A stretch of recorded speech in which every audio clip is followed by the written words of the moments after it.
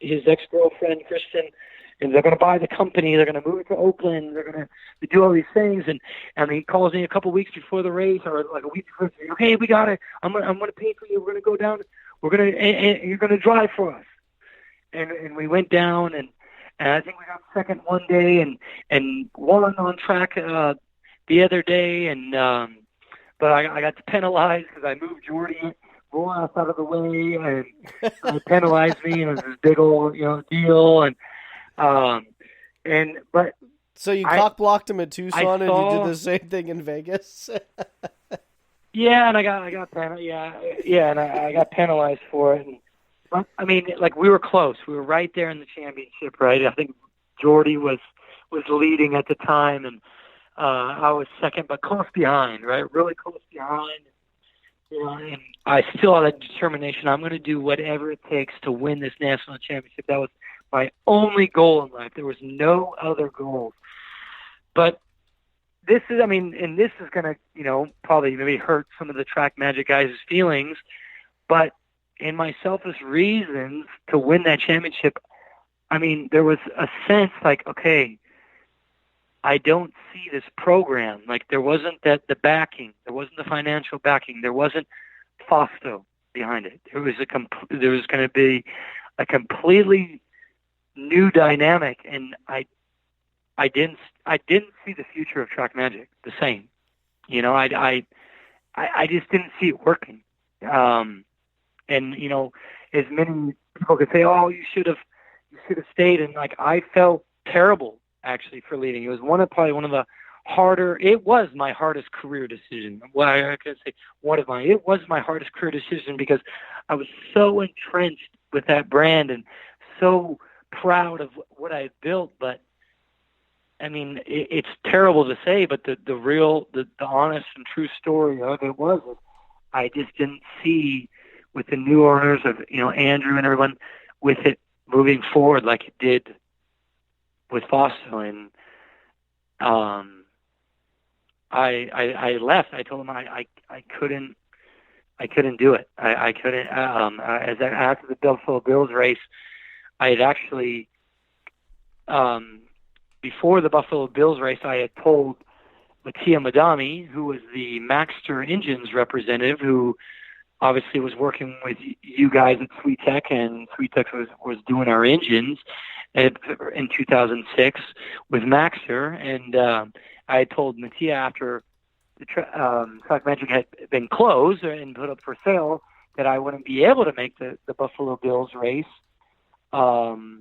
because, and we were under contract that I had to do the whole Stars Championship at the time. And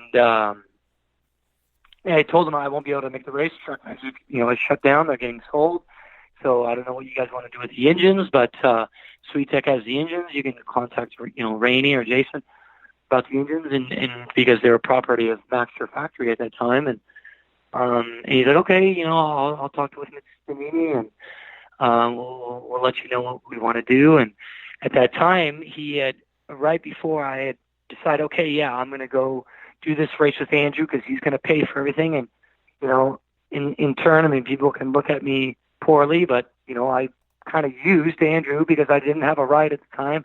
A guy's telling me, yes, I'll take you and do the races. We'll do the races. You'll get, we'll pay for everything and everything. And like I said, I was going to do whatever it took to do all the races in that championship that I could. But I did those races at Buffalo Bills, and I in turn was speaking at that time with CRG and PCH and Randy Neal and Mattia Madami and Joe Ramos from SSC, and Mike Speed was part of that program at the time. And I actually met with them at Buffalo Bills after the event, and I spoke with them and about working with them moving forward after that race. And if anyone saw the effort that CRG and BCH and Joe Ramos at SSC were putting into their program, like I said, it's a terrible thing leaving the TrackMagic brand like I did, knowing that I would probably have better opportunities with the CRG, PCH, SSC program. But I was so close. I mean, and granted, like everyone has to know my backstory. Like there were so many times that I didn't get to do all the races in the national championship, or I was close to winning it, but I had something go wrong, or funding, or this or that, and it didn't pull through. And I wasn't, this. I felt like literally this was my last chance. I didn't know how many chances I would get, and so I decided to go with the CRG family after that. And I mean, in turn, if you look back, I mean, it was probably the right decision, as TrackMagic, the brand and everything didn't go much longer after I had left. And not saying because I had left it didn't work out. I just think, management and everything, TrackMagic was Fausto Vitello at that time, and I didn't see the future of it, going further. So, I mean, fortunately, unfortunately, I guess you could say, I mean, that's when my career path changed, and I moved to CRG and PCH SSC family. Well, and I think that's one of the attractive things about that TrackMagic owners group is, I mean, it's all nostalgia.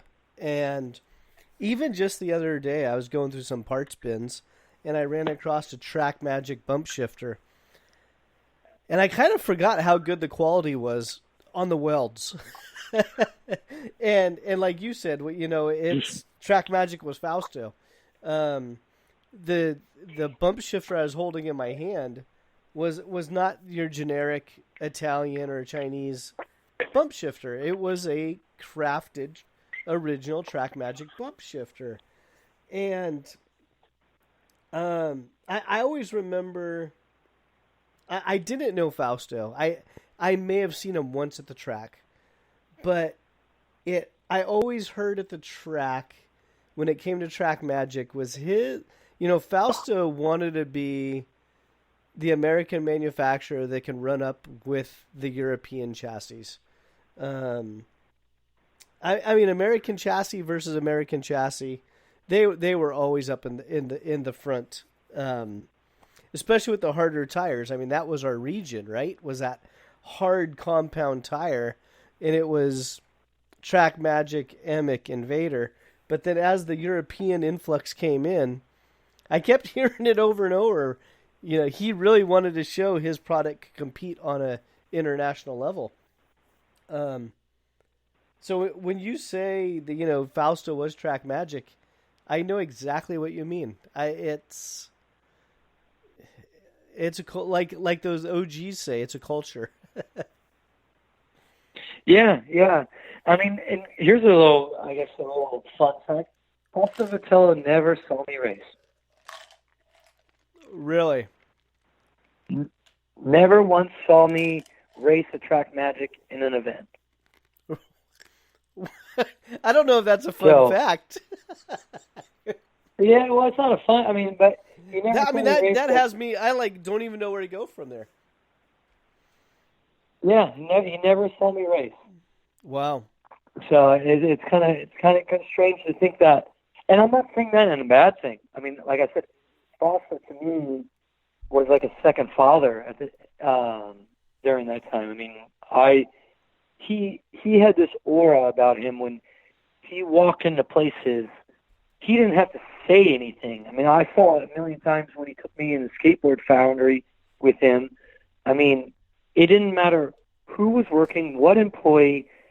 It was like almost the room stopped when he walked in, because he was the kingpin. He was, a god in those places, and everyone had the hugest amount of respect. And I mean, Fausto, was crazy. I mean, he was legit crazy in the sense of he would, tell you were an idiot and you had ideas, and tell you there were stupid ideas, you're an idiot, and then maybe come back 2 days later and go, I got this idea, and basically tell you the idea you told him 2 days ago in a little bit different way, and make it act like his idea. And people would be like, what the heck, man? Like, I just told you that, but you didn't care. I mean, just as long as the idea got brought up or got done, and you didn't care. But he but the the heart on that guy, and he would literally, if you were one of his, it didn't matter if you could have murdered someone, and they were trying to take you to jail. He'd be like, he didn't murder him. Someone else did it. Like, and he would fight the cops, and or try to kill off the cops or bug off the cops. I mean, if you were one of his, he would die for you.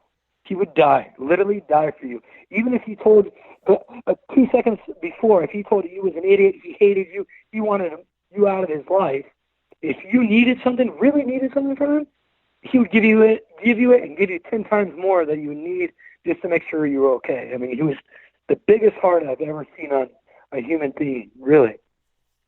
Well, I mean, there's this adage that goes around that, a lot of times, investors aren't investing in a product or a company. They're investing in individuals.